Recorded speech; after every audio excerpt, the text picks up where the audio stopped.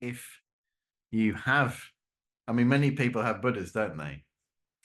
Some people, like, you go into the house is full of Buddhas, and they're maybe not quite sure why.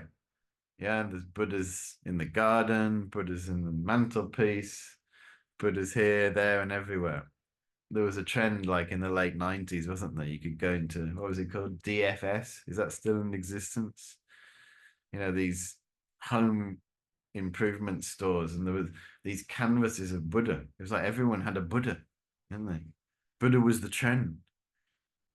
But I remember sometimes going to people's home back then, and it's like, if you have a Buddha, or you have an image of Buddha, whether it's a gold Buddha, a white Buddha, a black Buddha, a blue Buddha, whatever the image is,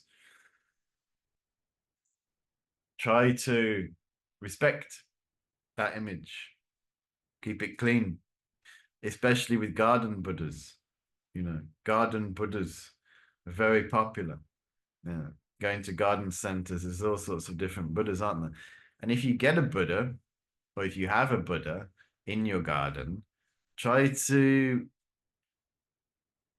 have a relationship with that image that is respectful. Yeah, it's not an ornament. It's for someone with faith and respect in Buddha, they will see that as a represent, as even as Buddha himself, they will believe. Like, for example, if you have a Buddha in your garden, like I have this, I kind of rescued this black Buddha from Shirley High Street one wet summer's day.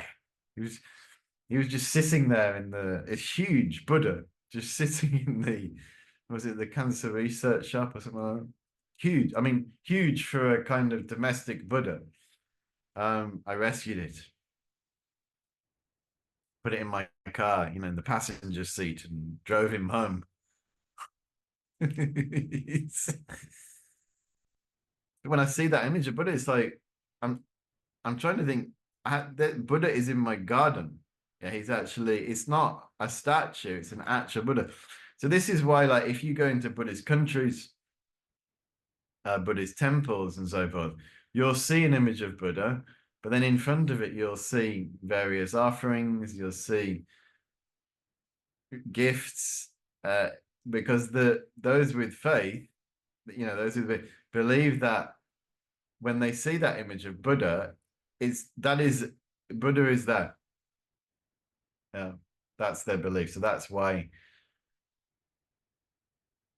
and also they make a respectful, like sometimes if you go into a temple, for example, you see them uh, praying, yeah, even like bowing. Sometimes you see them bowing, sometimes you see them doing what is called prostration, where they put their body on the floor in front of the image of Buddha. So for someone who it doesn't understand that, they think, why are these people prostrating to a brass or gold or image? Like, what are they doing? But what they're actually doing when they're, like, for example, prostrating in front of an image of Buddha, or even bowing, or they're thinking in their heart, depending on their understanding, because of course various practitioners have different understanding. But for someone with deep understanding, they're thinking to themselves, I myself are gonna be I'm gonna become an enlightened being.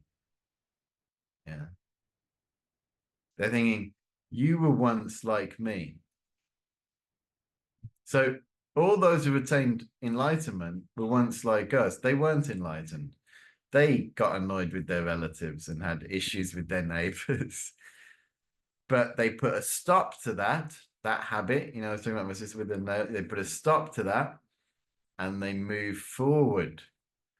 They cultivated all their virtuous qualities. They cultivated compassion, and they became enlightened. So they're thinking that. So, for example, they're looking at the image of Buddha, and they're thinking, "May I become just like you." Yeah, like that. May I become an enlightened being, just like, may I follow the spiritual path and become enlightened. So if you've got an image of Buddha in your home, try to have that type of relationship with it. Yeah, try to respect. This is why they say I put it in a high place, try to respect it, keep it clean, yeah, and so on and so forth. And then try to remember some of the qualities. And every time you see that image, think to yourself, I myself am going to become just like you. So iconography, it's not meaningless. Yeah, it can have great meaning depending on our understanding, our appreciation.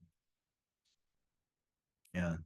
So the whole thing about like a shrine or a temple or a church, or for someone who has an understanding of compassion, the spiritual path, and so on, great meaning.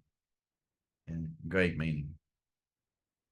So we can turn our home into a peaceful spiritual place, even just with one image, one statue.